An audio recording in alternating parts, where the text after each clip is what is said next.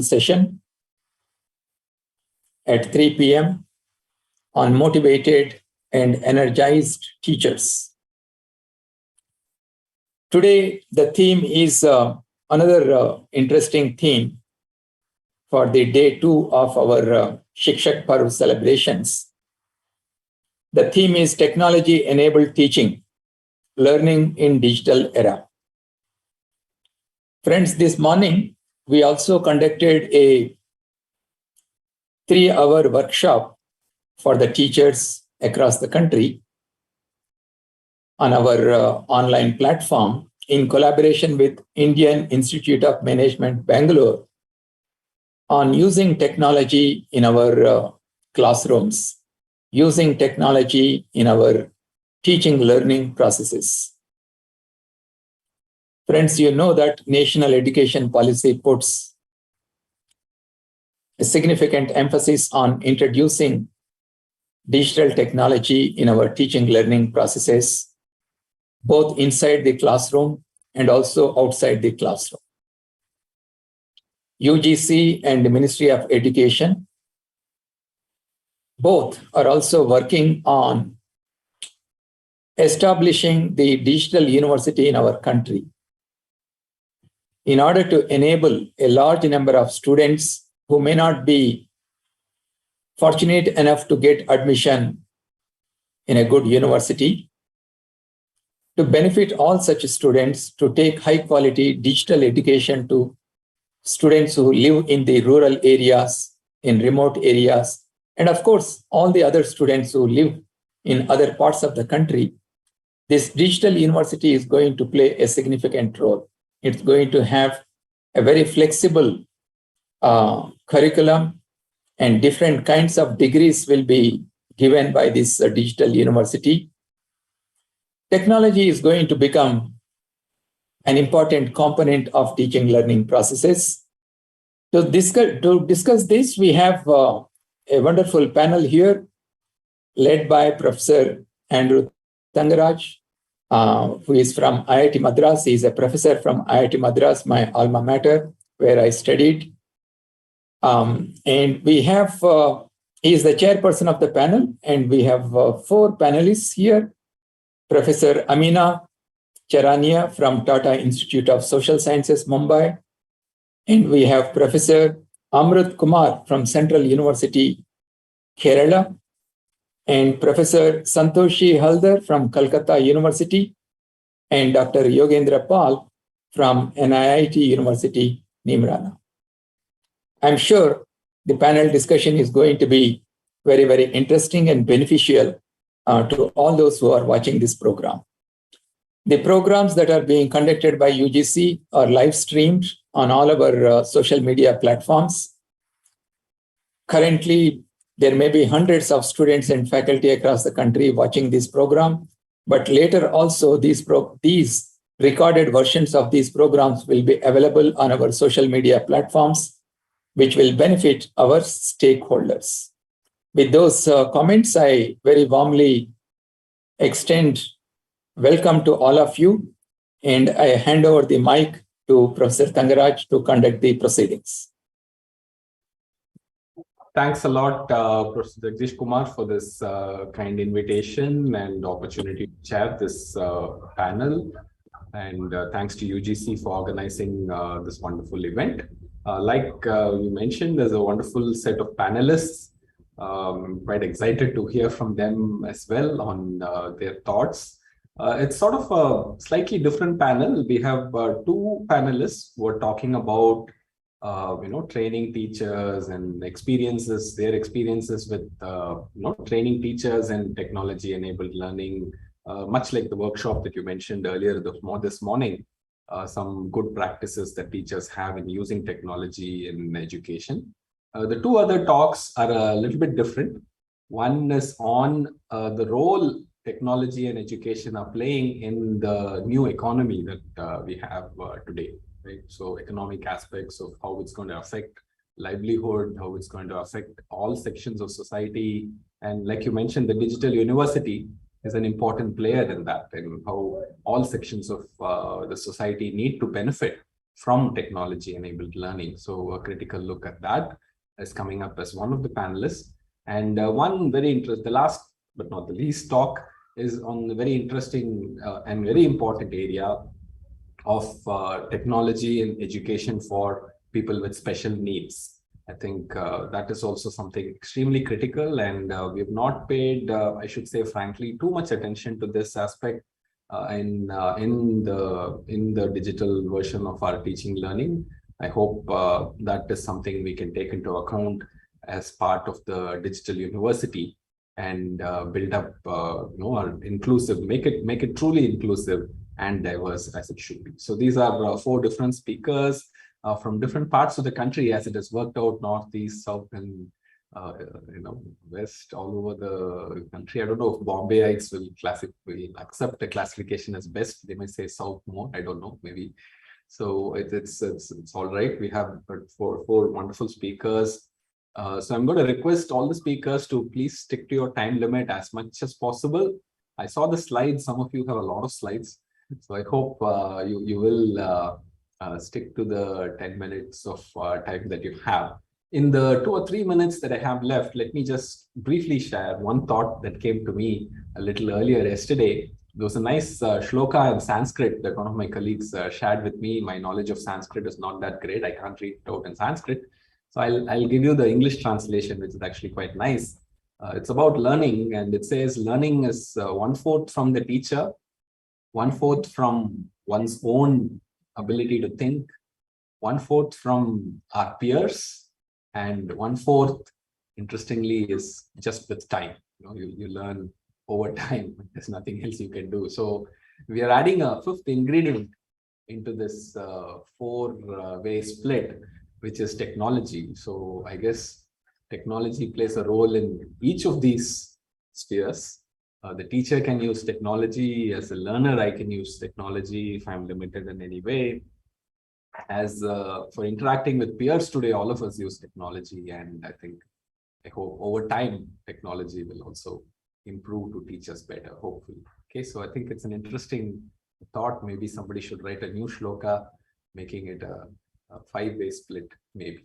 Okay, so on that thought, let me not take any more time. I'll turn the stage over to the first speaker. Let me briefly introduce the speaker. The first speaker is going to be Dr. Amina Charania from Tata Institute of Social Sciences, Mumbai. She is an associate professor at the Center for Education, Innovation and Action Research there. She leads reflective teaching with ICT, which is an in-service teacher professional development initiative. I think a lot of her today's talk is on experience with that program. And she's also a founding member of the Connected Learning Initiative at TIS.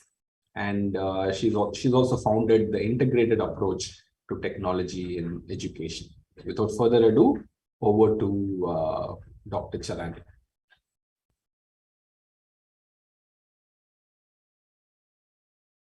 Dr. Charania, you have to unmute. I think we can't hear you. Can everybody hear her?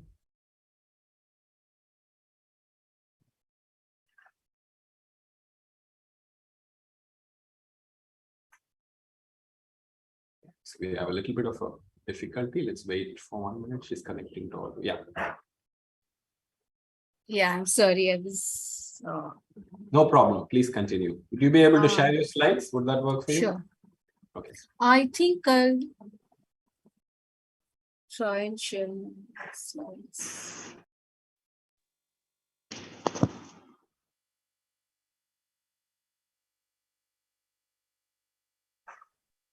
Yes, we can see your screen. Perfect.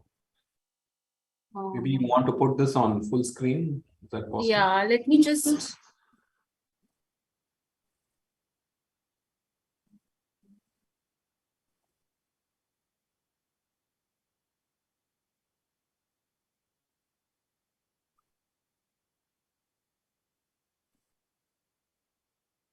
Yes, that's perfect. Please go ahead.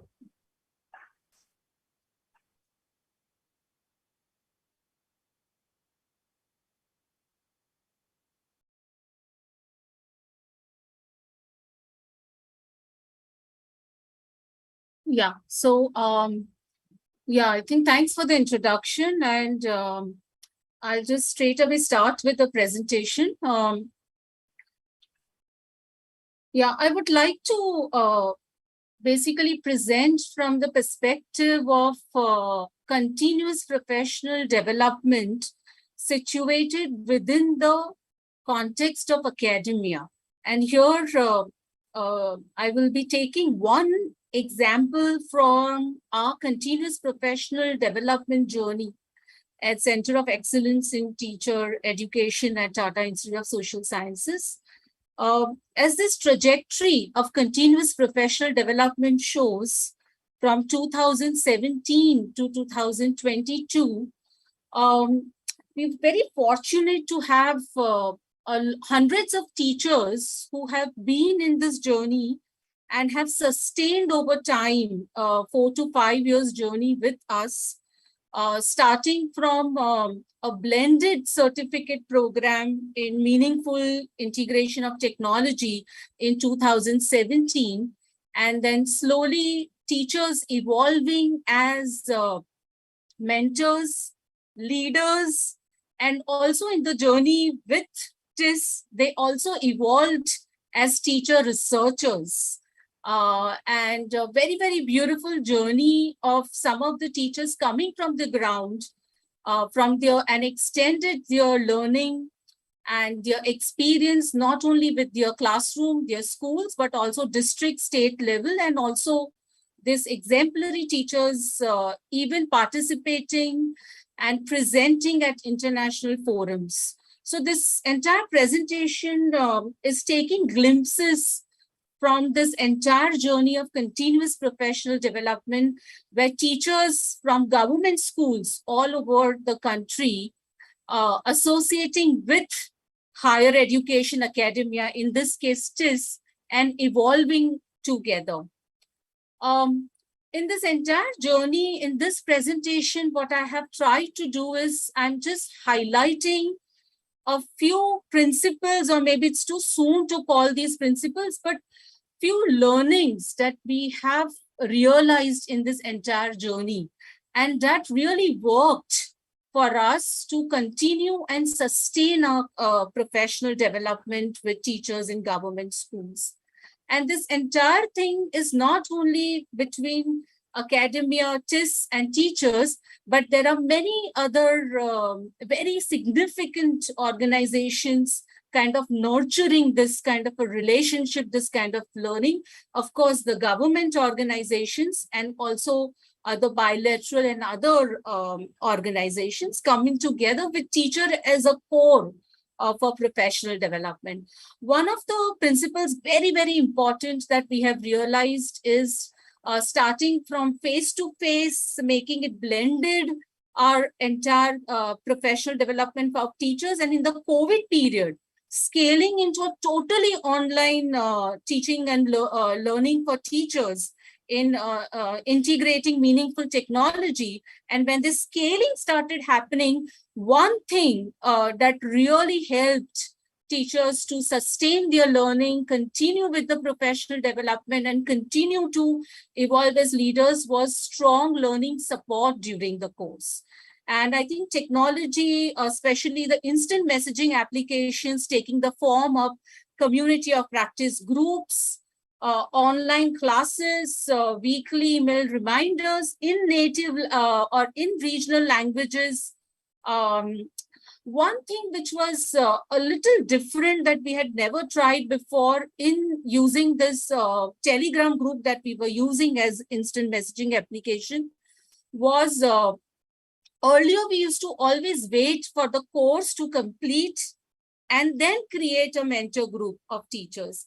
Here we realized that we did not have enough time due to pandemic and due to very high scale of what we were trying to do. And we used IMA, we used Telegram groups to start creating mentors while they were completing the course. And those who were completing in time and were very confident were instantly transformed into mentors, and they started helping others at the same time. And that was very, very useful.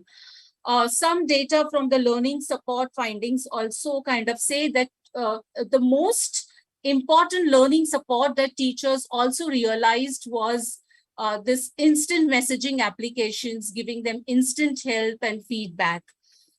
Secondly, being able to call mentor teachers anytime and speak with them in local languages. Second principle, I would say, professional development at scale helped bringing the completion rates. And these were teachers from rural government schools. And about half had never done, such a prolonged engagement with online learning before. And what we realized was that making content and pedagogy relevant in their own language, bringing examples from the field in resource-poor settings, how other teachers were dealing with infrastructure support, still making very, very authentic lesson plans and implementing. Also integrated something with their subjects, and very importantly, professional development, which allowed them to practice what they were learning within the course and go back to the students, implement, reflect, and come back to the course. So that entire being continuous, being practice-oriented, and leveraging these distance technologies really kind of gave more meaning to the teachers that this is sustainable. I can use this even after the course is over. This is something I can implement in my immediate setting. And yes, my students are benefiting. I can see it while I'm doing the course. So I think this was a very important principle that we learned. And of course, the third one was also using authentic assessments. And here I'll just have time to take one example. While we scaled from 40 to 100 to 1,000, and then 4,000, we realized the learning management system and strengthening learning management system to allow peer assessments of lesson plans or whatever the teachers were designing and then implementing was very, very helpful. We were very skeptical about this thing working because these teachers had, for many, this was their first online course. But I think giving them more support, giving them more capacity building, finally the teachers really appreciated that they could see their peers' work and also review it and grade them. And someone was leaving trust in them to do so was very, very important.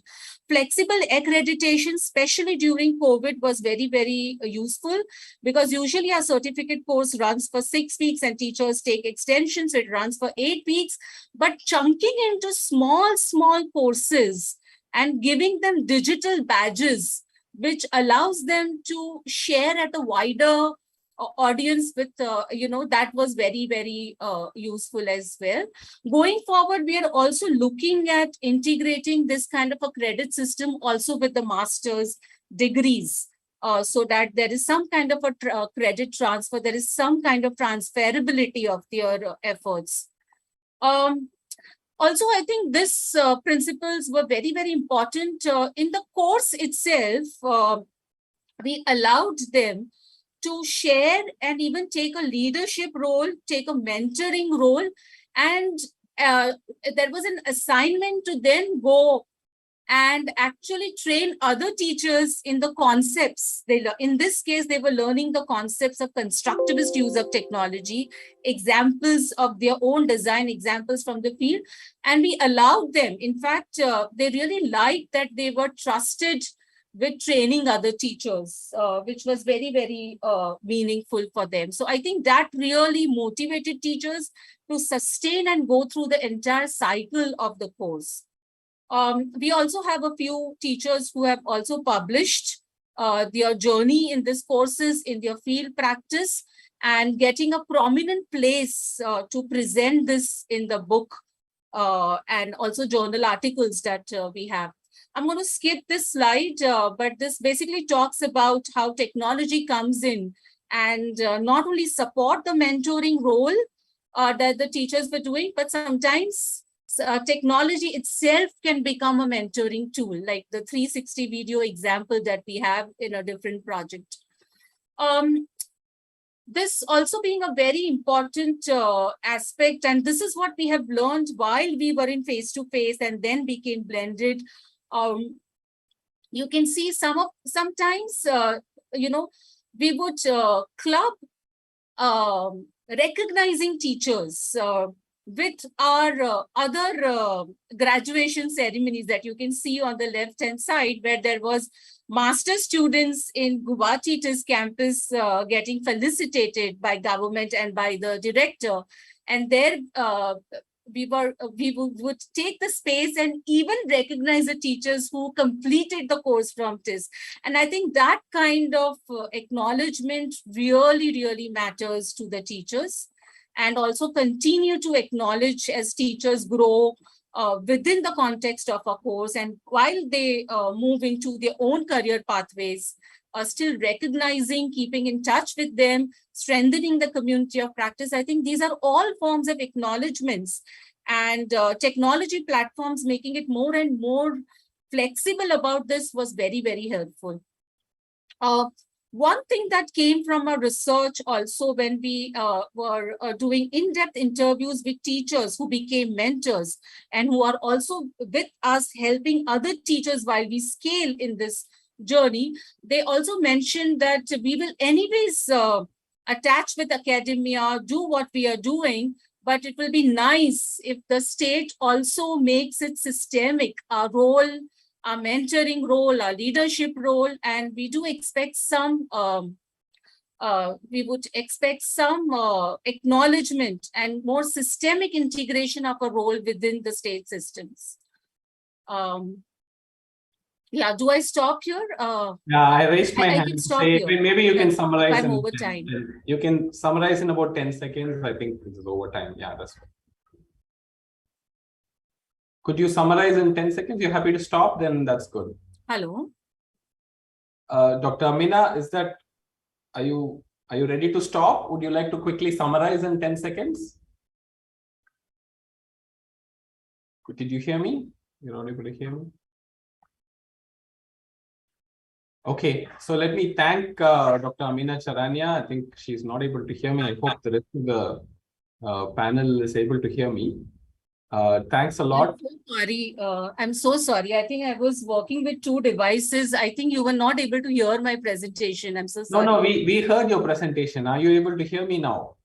No? Yes, I can hear you now. Okay, no, I just said thank you. Thanks a lot Sorry. for the wonderful talk. I think you touched upon so many important aspects of technology-enabled learning. Thank you for that. We move on to the next speaker in the list, in the panel. This is Professor Amruth Kumar from Central University, Kerala.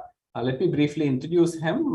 He's a professor and dean for School of Education in there, and then he's also dean for academic in Central University, Kerala. He's a research awardee of the UGC. He's been awarded Certificate of Merit for Teaching 5 times while he was at Pondicherry Central University. He headed the Pandit Madan Mohan Malviya National Mission at CUK, and he's also a columnist for several national dailies where he expresses his views. So he's giving a very interesting talk, a very different talk from the previous one, on economy and the role of technology and education in education in the neoliberal economy. So over to you, Prasad. Please go ahead, share your slides. And thank you, Professor Andrew. Most respected UGC Chairman, Professor Jagdish Kumar sir, and other dear panelists and other respected members who are listening this this panel discussion. My topic is about digital, a bit of critique on the digital technology and its use in educational, especially in higher education system. Basically, my criticisms are intended to make better delivery of our services in the field of higher education for the people from different sections of our society. So I'll be just sharing my slide. Yeah. So, Professor Amruth, just to clarify, I will raise my hand when the time is up. Is that okay? Please watch out for a hand raise from me. Okay. No problem. Yeah. So let me start with talking about formation of a new identity in our society. It's so quite some time back, it was Alvin Toffler who talked about, formation of two identities on the base of two groups of people who thinks who lives in the future and who lives in the past. And of course, there is a group of people who lives at present as well. So these are the three types of identities that Alvin Toffler talked about at a particular point of time, way back in 1980s and 1970s or so. Now what we are going to see is, now what we are witnessing is actually the formation of an identity based on the skills and competences of the people in using their digital technology. So the adaptiveness of the people in using technology will divide the people into two different identities: people who has competences in using it, and people who has poor competencies in using these digital technologies. In that way, when we look at it, we can see that the famous usage of digital natives used by Prensky in 2011, and similar net generation, Google generation, all these kind of usages are coming up. And I'm sure that this group has become a new identity in our modern society, who prefer more virtual realities than real experiences.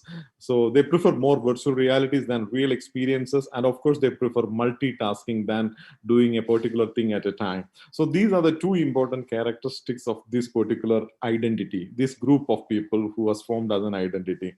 And in fact, what I would say is that for this group of people, for this new particular identity, who are net generation, or rather they can be called as digital natives, or whoever it be, those who are born after 1980s or 1990s, for them, for them, digital techniques is kind of another organ of their body. In fact, continuous usage of this digital technology and digital devices had added an additional organ to them. That digital technology has become another organ for the body of these people. And as a result of it, this group of people can be easily controlled through the information which is being channelized through this digital technology.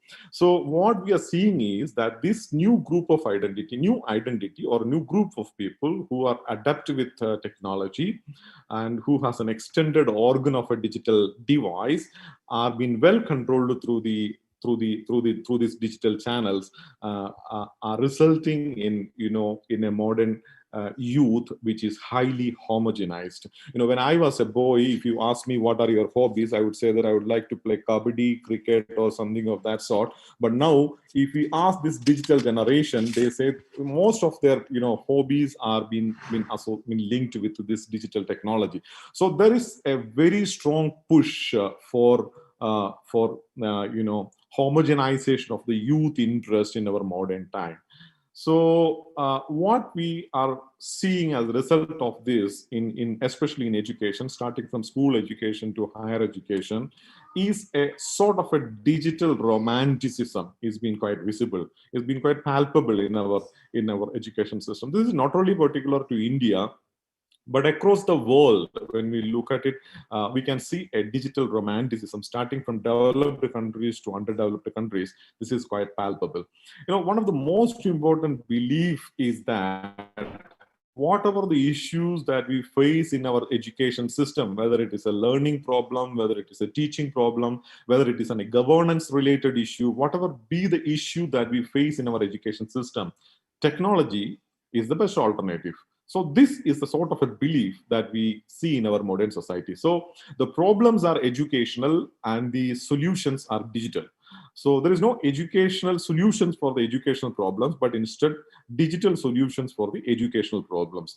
In fact, the online courses and other kind of courses which we propose as part of this access, for ensuring access and so on. Of course, these are very good initiatives, but to a great extent, when we compare with the real life experiences which is happening live in a classroom, or the lived experiences of the student and the teacher in a classroom, I would like to call this kind of digital solutions for the educational problems as just a pacifier. Pacifier is a kind of a thing which small children are being are being, mothers used to keep on the mouth of the small children when they cry for milk. Actually, it's not been connected to the bottle of milk, but instead just a nipple will be kept on the lips of the child.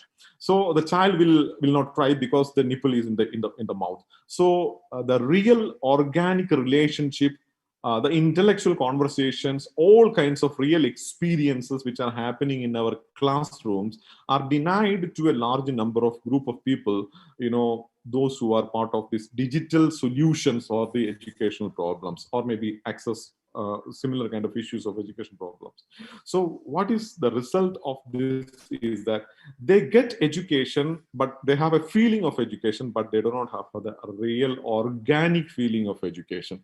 So this is an important issue that we have to address in our modern, educational decisions, I believe. Another important belief is that technology is an interest inducer. When we use technology in our classrooms, automatically in regular classrooms, the interest of the students will get induced. They will be more interested in whatever we are speaking or the lessons that we are giving. Unfortunately, when we talk about the idea of interest, when technology induce the interest or evoke the interest of the student, definitely I agree with that particular concept. But interest is not a static phenomenon, actually. Once interest is being generated, interest has to progress into next phase of development. And this next phase of development definitely include a way of looking at this particular educational experience which is given to them, and then exploring it further, critiquing it into and trying to apply in one's own contextual realities, and then finding it not being suitable for my realities or maybe best for my realities, and all these kind of phases it has to grow up. But technology is unfortunately incapable of doing all this next phase other than the inducement of interest. And of course, definitely no doubt, other than inducing this interest of the student, all other phases has to be handled organically by a human being, or whatever we call it as a more knowledgeable other, in the words of Vygotsky or maybe similar kind of psychologist. And so this digital technology as an interest inducer is actually ignore the idea that interest is a progressive phenomenon, actually. And another important thing is that students love learning through devices. Actually, California University sometime back at Los Angeles has provided a free iPad for all the students who joined for their PhD for their PG program. And what they have found is that these students, these iPads which are installed with only learning management system, no Facebook, Twitter, or anything of that social media was being allowed to install into it, where they were locked actually. And what happened is that all the students has installed the LMS of the university in their personal device, and they have dubbed this university provided iPad, because they said it is hassle for us to carry two devices. One is my device and one is the institute. So they are used only their own devices. So the belief that children love to learn through, or the students love to learn through devices, digital devices, ignores a very serious matter or point, that the children's love for device is not because they just wanted to learn through these devices, but instead they have seen the potential, the other potential of the devices in its uses, actually. So that is being ignored while we say that students' interest towards these digital devices. And we believe that all the knowledge explosion which happens across the world comes through these digital devices. But unfortunately, that is the major issue that we are facing now. Earlier, access to education was a serious issue in our society. Getting education was a serious issue. Getting knowledge was a serious issue. Accessing a library was a serious issue. But now, we are facing an excess of knowledge. That's the problem. We are facing too much of knowledge and too much of choices, and too much of choices is the problem that we face. So the problem today is not the access of the knowledge, but the excess of the knowledge. So this excess of the knowledge actually perplex our children, our students, to choose what is the right knowledge, what is the knowledge which is rightly, fit into my context actually. And also we believe that technology as an aid for the teacher over the period of time. As a teacher working in higher education system, I have an opinion. I'm of the opinion that it's not that technology is an aid for me, but I become an aid for the technology. So technology as an aid for the teacher has been successfully converted, students, teachers as an aid for the technology. Now, another important development in the field of higher education is MOOC. And I would like to call it as MOOCified higher education, in which all the teachers nowadays, after the 7th Pay Commission has included points for the MOOC program, I believe that having a MOOC program, running a MOOC program is a great thing. Of course, that's a great thing. That needs a lot of enthusiasm, insightfulness, and all these kind of things are needed. But after preparing a course and launching the course, all these teachers are doing a helter-skelter to muster students for their programs. And they believe that less than 1,000 is not a good number. So in a way, the teachers become a kind of a teaching executives trying to market their MOOC programs with the help of different networks they have. So, and also the whole concept of a teacher through the MOOC program get dismantled. A teacher who is getting involved in a MOOC program need not be a whole teacher, but instead he or she has to be either a content writer or a presenter or an evaluator. So if you have a good writing skill, you can write the content, and if you have good appearance, good accent, and good fluency in language, you can become a content presenter. And if you are not, with both, skills, you can become an evaluator or an organizing teacher. So Amruth, sorry to interrupt. I think you're out of time. Can you quickly summarize, please? Thank you. Yeah, sure. Thank you. Sure, I'll be summarizing it. And then as a result, we are seeing the teachers, the idea of the whole teacher is being summarized into dismantled into different three or four concepts. What I suggest is that all these tools are socially relative. All the digital devices are socially relative in the sense that this same tool will have different kind of application for different social groups actually. And student from rich family, a student from poor family, a student from marginalized section of the society, student from other communities, all these kind of people have different kind of a this particular device. If you are not able to understand the social relativity of the tool, that would result in serious, difficulties for the learning of the students. And for all, we believe technology can create a great, a miracle in the higher education system. Would not be consummated if we are not considering the social relativity of the tool, of the digital devices. Thank you so much. Thank you, Professor Andrew. I stop here.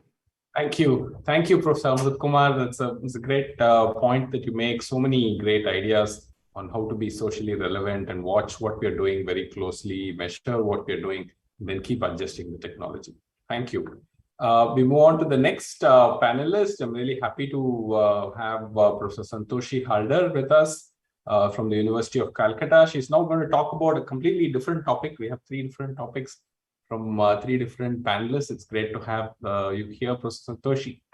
So let me introduce her briefly. She's a professor in the Department of Education, University of Calcutta, and of course that's in India. She has a post-graduation in education, a PhD in applied psychology. She's a board-certified behavioral analyst and a special educator licensure from the RCI. And she's an international fellow and recipient of so many competitive international awards in Canada, USA, Hungary, Italy, Japan, Australia.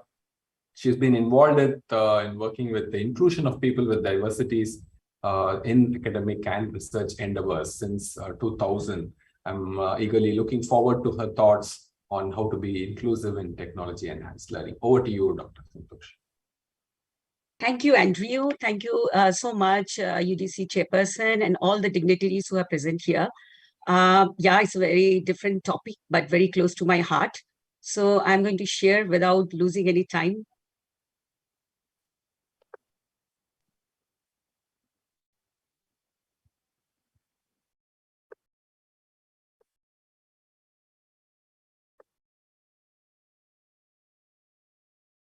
Okay. So today's topic is extremely important, assistive technology for the people with special needs. And why this is important is in a world population of nearly, we are heading towards 8 billion, we have 15% of the population who are having some of the mild to severe disabilities. And when we talk about the global southern and global northern countries, there is a huge discrepancy. Still, there is a huge gap, and which can be fulfilled with assistive technology. There are also a lot of important facts which will ponder over and which will actually stress on why assistive technology is not only important and significant for the people with special needs, but also for everybody, all of us. So I know that this is 10 minutes, but this is a huge topic given to me, but I would like to just pinpoint on some of the crucial aspects which I found with my experiences and also research in multidisciplinary and multi-dimensional way in this, touching this particular aspect in different categories of disabilities.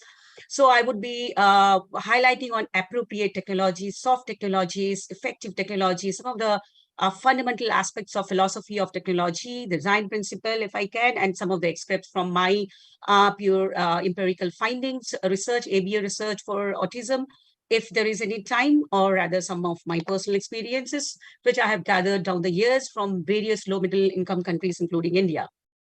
So as I told that, it's very important, and important because it's a huge population and any one of us can have a temporary or permanent disability at any period of our life. And assistive technology can really make a huge difference. According to the latest WHO UNICEF Global Report on Assistive Technology, which was based on 70 countries, that includes India, more than 2.5 billion people need one or the other assistive technology, which is really a matter of fact. And at the same time, as we belong to, there are a lot of low middle income countries, including India. 1 billion are denied still access. So there is technology available in any other corner of the world. It is not accessed by everybody. And at the same time, why this is important is that people in need of AT or assistive technology is likely to rise to 3.5 billion by 2050, as reports WHO. And why it is concerned for us in India at this 21st century, that unmet need for assistive technology in India is as high as 71%. So if there is technology available in any corner of the world at this 21st century, when we are talking of globalization, it is, of course, a human right issue and infringement of human rights, because education, unless and until we are giving this access of technology to all of the children with disabilities, the children with disabilities will continue to miss out a very, very important part of education, and which is a kind of vertical mobility, and it will be a greater risk for the child labor, subjected to stigma, discrimination, and all this will continue to be there. So it is very important. At the same time, it is important, as I told, that there is a wide spectrum of people who also need assistive technology. For example, a pregnant woman, an old person during any part of their life. So it is a concern for not only the 15% of the population, but for all of us. So assistive technology is, and of course, umbrella term for assistive products, devices, equipment, softwares that help people with disabilities live a very more independent life. So increasing the participation, giving more choices and opportunities, enhancing the maximum potentialities and possibilities of the people, irrespective of any differences in any walks of life, be it academic, education, daily life, workforce, anything. And we all know assistive technology is a life changer. And during this pandemic of 2-3 years, I think we have all understood very well. One of the advantages of experiencing pandemic from India is that we have actually moved forward for the next 5 years in terms of understanding the need of assistive technology and also technology in general for everybody. So when we talk of this concept of normality, I always say that there is no term which should be there as normal, because it's just the social construction, the way that we define normality, what most of the people in the society do. However, it can be drastically changed if we have the assistive technology, the appropriate and effective technology for the people in need. If we give more alternative situations, alternative solutions, and alternative modes of expressions and communication, we will find this concept of normality, which is just a hoax, which will just go, because normality is just very relative, subjective, and it's very dynamic, it's changeable. And assistive technology can really play a very, very crucial part. There is a lot of technology panic here, or myth. One of the technology myth is that technology itself enables an individual with a disability to function as without a disability. Technology itself is not a miracle. So if we should not think at all like that you give technology to a person and then the person is able to move as a person without disability. It will not go away, because there are many aspects which needs to be considered by the technologies, by the people who are developing the technologies. And two of the very crucial aspects are the physical structure properties and the functional properties. So physical structure is, for example, you have a mobile and you have different physical structures to it. And there is also the functional property. One who has used the mobile will know it. However, a person who have never seen a mobile is of no use. So in order to make this technology functional, we have to have meaning drawn for everybody, whoever is the target population, to have the meaning connected to these two aspects. At the same time, therein comes what is called effective technology and appropriate technology, and there are very, very crucial role can be played by the understanding the philosophy of technology. So the effect of technology on human society for the designers. This is if you see this, you will find the left hand side of the diagram. It is a very, very usual kind of a classroom situation. This can be interpreted in a very, very different ways. The one that I want to express here is, this is a kind of a classroom situation where the teacher is teaching advantageously and very interestingly. Yes, the learner is learning a lot. It might be because of the teacher's teaching, but it also might be because of the learner's a lot of inquisitiveness and curiosity. What is a concern about this diagram is there is a huge loss of teaching, because the teacher is teaching, but it is not being received by everybody. Maybe the backbenchers, maybe the indigenous community, maybe the people who are at low pace, maybe a person who is with learning disability. So when we talk of technology is to enhance maximizing the potentialities to reach each and every person and every corners of the world. So this is the right hand side of the diagram. It actually says that this is what we can achieve with technology and assistive technology. So everything that a teacher is teaching will be received by the learner, and still after that a lot of will be learned beyond. And this is what technology is able to. So when we talk of effective technology per se is something which can enhance the quality of life of the people, the well-being, it can facilitate the functional capacities of the people with disabilities, increase the participation, give more choices and opportunities. And I think this is not just with person with disabilities, can be for anybody.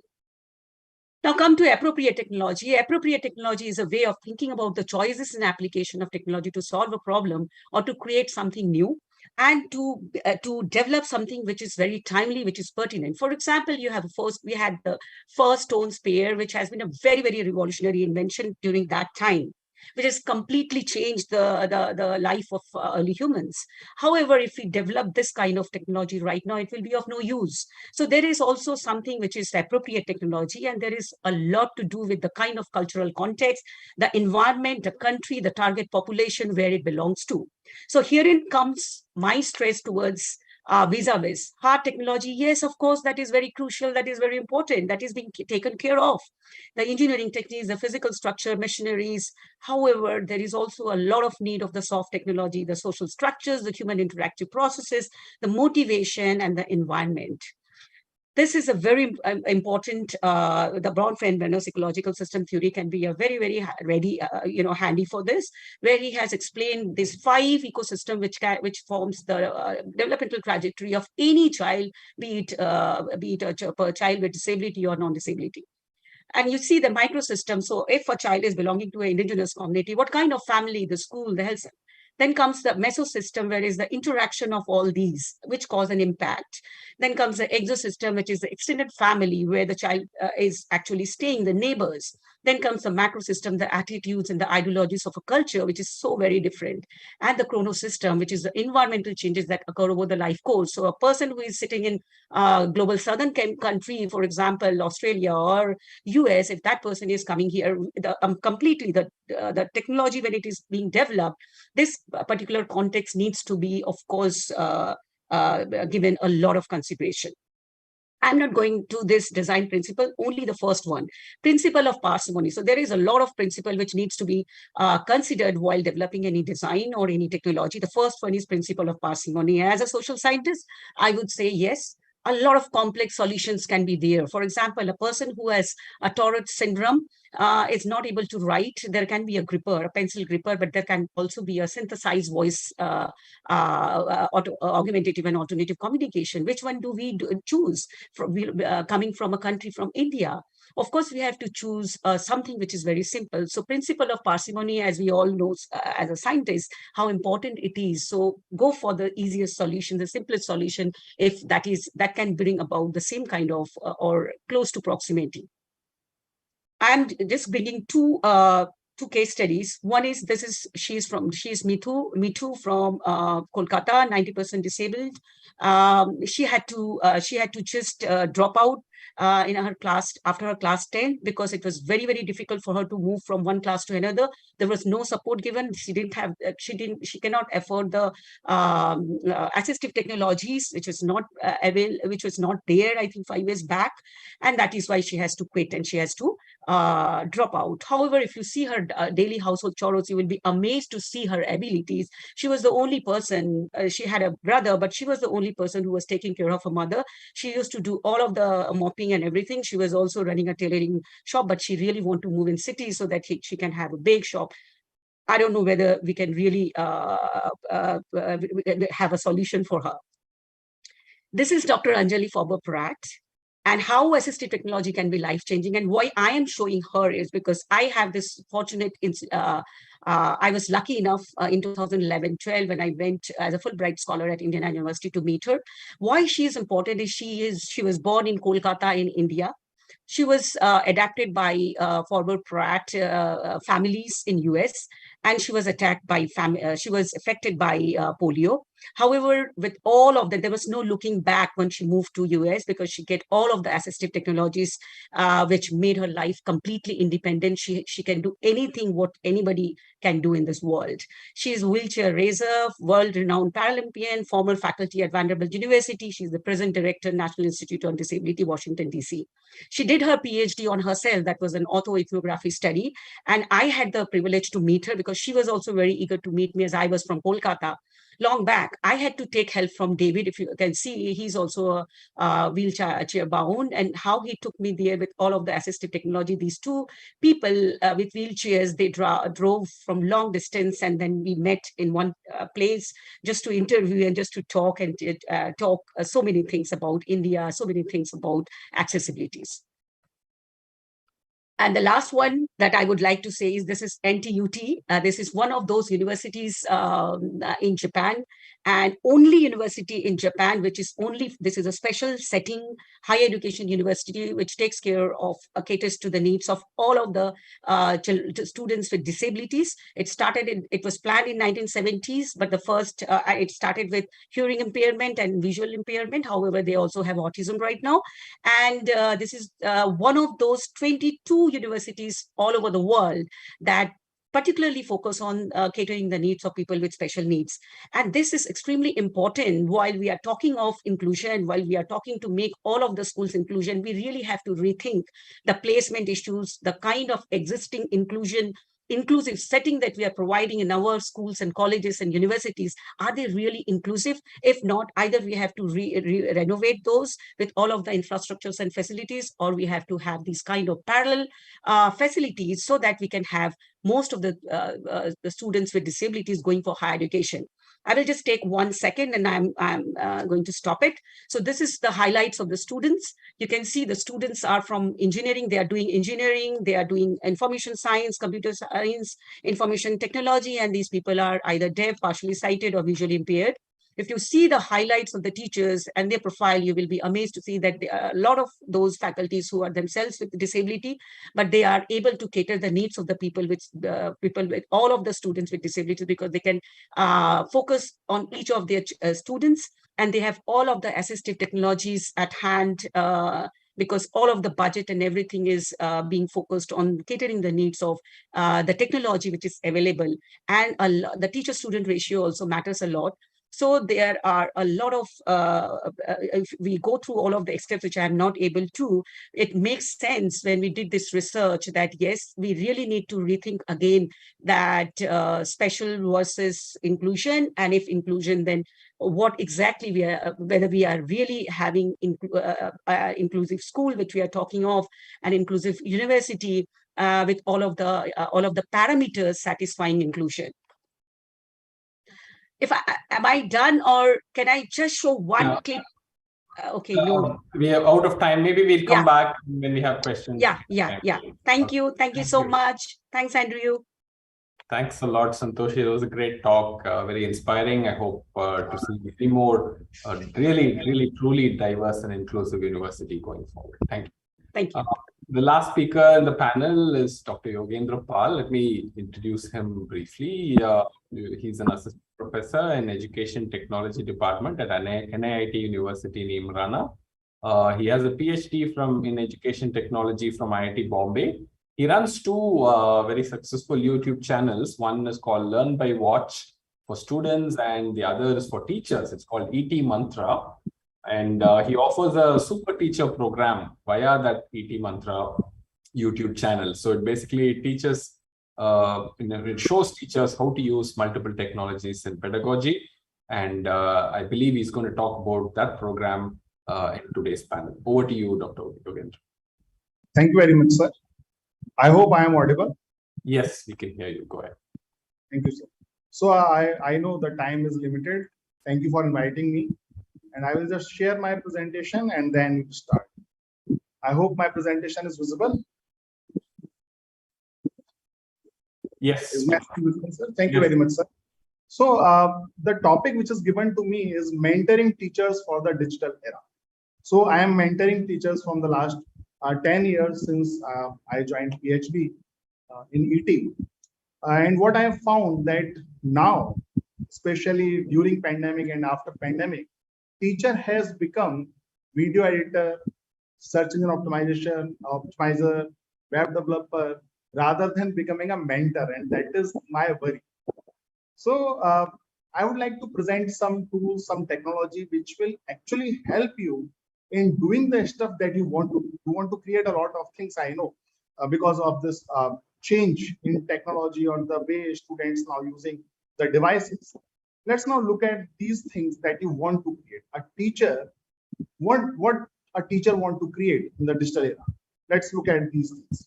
So teachers want to create online courses, educational videos, obviously, interactive content, blogs or websites, web or mobile or desktop applications. Some of them has that in mind. They never talk about it because they think that I am from art or I am from science. I'm not from technology background, so I can't create it. I'm going to tell you how you can actually create it. Then animated stories or explainer videos, automation.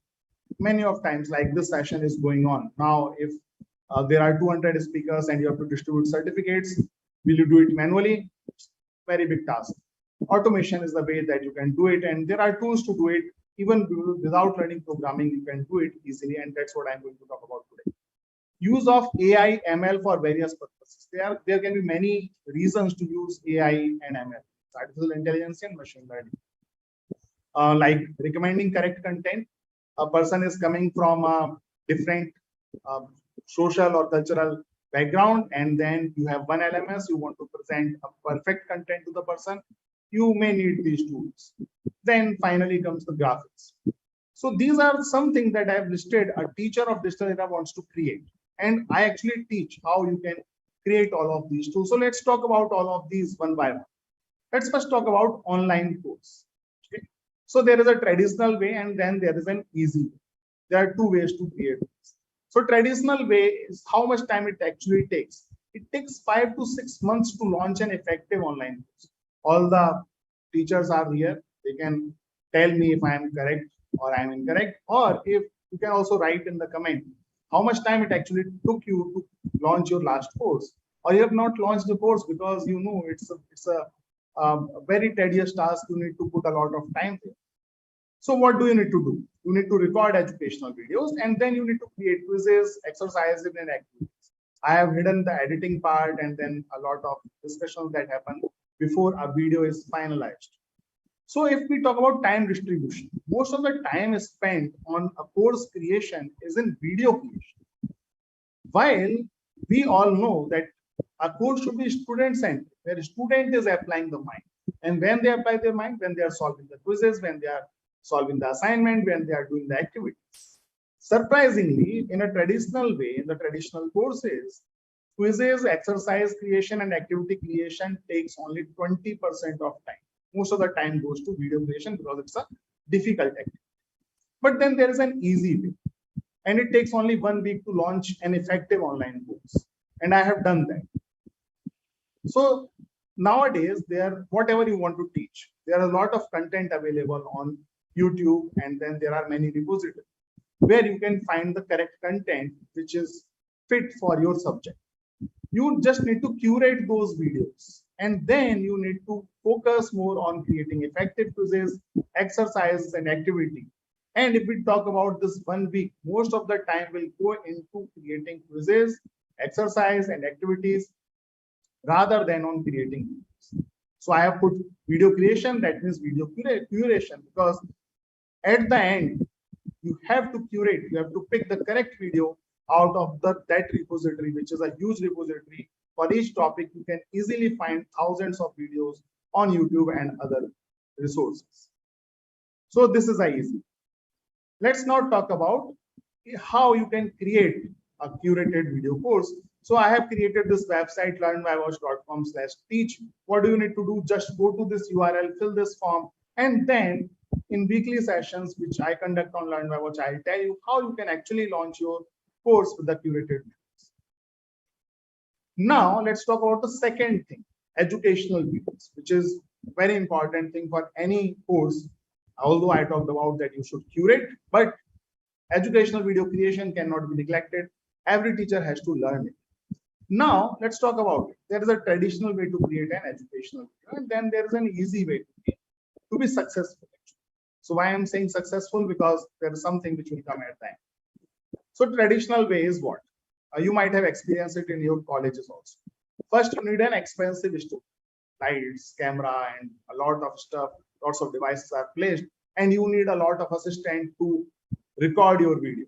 Okay, this is a traditional way. When you record your video, then you wait for someone to edit those videos.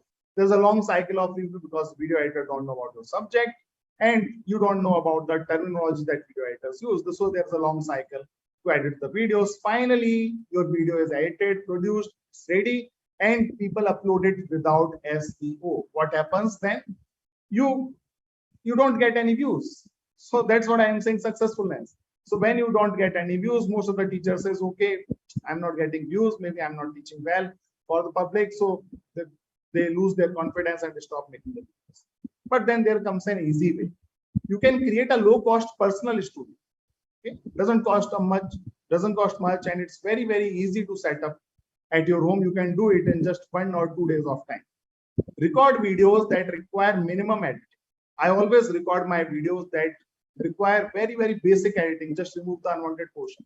I don't do this in editing, that I'm putting my video on top of the presentation and all of it. Right now, you can also see, although I believe I have not seen. But if you're watching me on YouTube, I believe my video is appearing on top of the presentation. So that's one advantage that you can get if you know about the tools and technology that you have. Upload videos with SEO. So only thing that you need to learn here is SEO. Then higher production rate with quality leads to good views. So why higher production rate is important? Because in education, if a person is pursuing, let's say, class 10, he want to learn all the topics in that 1 year only. You can't say that, wait, I'm producing videos, so you have to wait for some time. So it doesn't work that way. So that's why there is a traditional way, easy way. It's up to you. What do you want to select? Let's come to creating interactive content. So you may want to give them a puzzle or some kind of drag and drop activities can be created. There is a traditional way. Hire a programmer or you learn program. So then you finally package that programmed interactive content into a SCORM package. Then you put it in your LMS. This is a traditional way. Takes easily 15 days to create one activity. But when we talk about easy way to create an activity, you can easily create 5 to 10 activities per day. I have a website. You can visit that. Website is known as calp.training. You can visit this website. On each page, you will see 5 or 6 interactive activity to teach English. And that's the beauty of this tool, which is known as H5P. And there are many similar tools available. You can create interactive content without programming. And then finally use this directly in your LMS. It can be used in Moodle, it can be used in Drupal, it can be used in WordPress, even OpenEDX supports this. So this is an easy way. Learn H5, not the other. Let's talk about blog or website. You want to create blog, you want to create your own website. I'm talking about simple to complex websites. Don't worry about it. Even if you're not a programmer, you can create it. So traditional way, learn web programming or hire a web developer. Then for every aspect of your website, you have to depend on the program. You want to update something, you need to talk to the person or you need to send them the article. They will do it. So you're waiting. While there is an easy way to do it. With a good UX and UI, you can go live in just in an hour. Use CMS like WordPress or Drupal. Maintain your blog website on your own. You do not need anybody. You need to learn very, very small things. And that's all. Desktop apps, similar thing, which was applicable on websites, same thing is applicable on desktop application also. Rather than learning programming, you just need to learn tools which are known as no-code tools. You do not need to code anything, known as Adalo or Flutter. Let's talk about animated stories or explainer videos. I have created many, more than 500 explainer or animation stories I have created. Some of them was broadcasted on national television also. So there are the traditional way. You learn a traditional animation software, you write a script, and then you hire multiple voiceover artists, or there's an easy. You write a script, you learn drag and drop animation software. Then you use a software like Vachak, which is very easy to use to generate voiceover. So it takes only 5 days to create a 5-minute long animation with an easy way. If you go with traditional way, it will require 20 days to create 5 minutes of animation, and you need to deal with multiple people, whether it's animator or voiceover artists. Finally comes the graphics, this last. So there's a traditional way. You learn softwares like Photoshop, then there's CorelDRAW, and there are many things. So these are traditional software. So it requires 1 day around to create a good graphics. But then there is an easy way. Maximum 1 hour required to create a graphics, whether it's infographics or something else. Learn drag and drop graphics software like Canva. And then you make graphics with the existing templates. Templates are available. So why you waste your time? So, and then comes automation also. Automation can be done without programming. You can do it with the low code applications like AppScript or no code tools like Jet. And you can work independently. You do not need anybody to manage those automations for you on regular basis. Dr. Yogendra, can I request you to please summarize quickly? Yes, that was the last slide actually. So for AI/ML also, you need to look at the cloud softwares like Google Cloud and AWS, Azure. So these are the things. What I do actually, I teach all of these easy ways in my super teacher program. So if you go to etmantra.com, you will find that and you will know about it in much detail. If you want to contact me, you can send me a WhatsApp on this number, or you can write me an email on this. That's all from my side. Thank you very much. Thank you. Thank you, Dr. Yogendra. Let me also take this opportunity to thank all the panelists. I think we are out of time, so I don't want to do any summary of what has happened. Everybody knows that. I'm not sure if we have time for questions, but maybe we can take 1 or 2 quick questions if somebody is particular about asking, because it's a panel and I don't want to give up on the questions as such.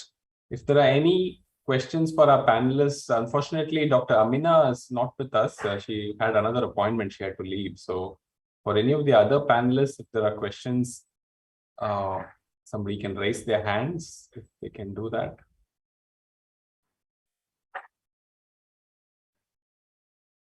There are no questions. We're also out of time. So yeah, so I think maybe we can wind up once again. I would like to thank all the panelists and all the participants, and over to Professor Andrew Thangaraj.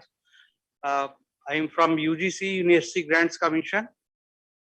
Yes, sir. Yes, sir. Okay, I'm Professor D.K. Shrivastava, the Vice Chairman of University Grants Commission. And on behalf of University Grants Commission, I would like to place on the record my deep appreciation to the entire panel. And if you kindly allow, I would like to say a few sentences on this particular theme, because I'm also a teacher and I have engaged my students at Tata Institute of Social Sciences as a professor there. And I have seen that technology brings a lot of miracles in the class you can bring, but technology based teaching could not be a final replacement to the real teaching in the class that I have experienced. And technology basically changes the horizon of teaching, as also it enhances the speed of teaching, and probably you can bring a lot of contents into that. So in that way, particularly technology, as you have rightly, the panel has rightly mentioned, the technology enabled teaching and learning in this digital era, we have no option. And the mission of National Education Policy, which talks about multidisciplinary and maybe the research collaboration and several other aspects which talks about inclusive growth like that, could be achieved when we use the technology enabled teaching and learning in digital era. However, I would like to emphasize that that we should also be prepared for the next generation, I'm saying.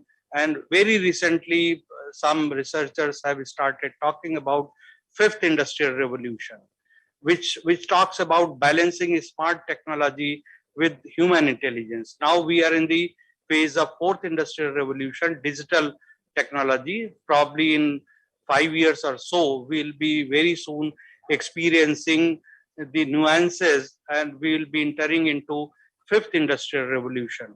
So I hope that the teachers, while using technology-enabled teaching and learning in this era, would also continue to have the human touch and continue to have a bonding of the teacher and the students.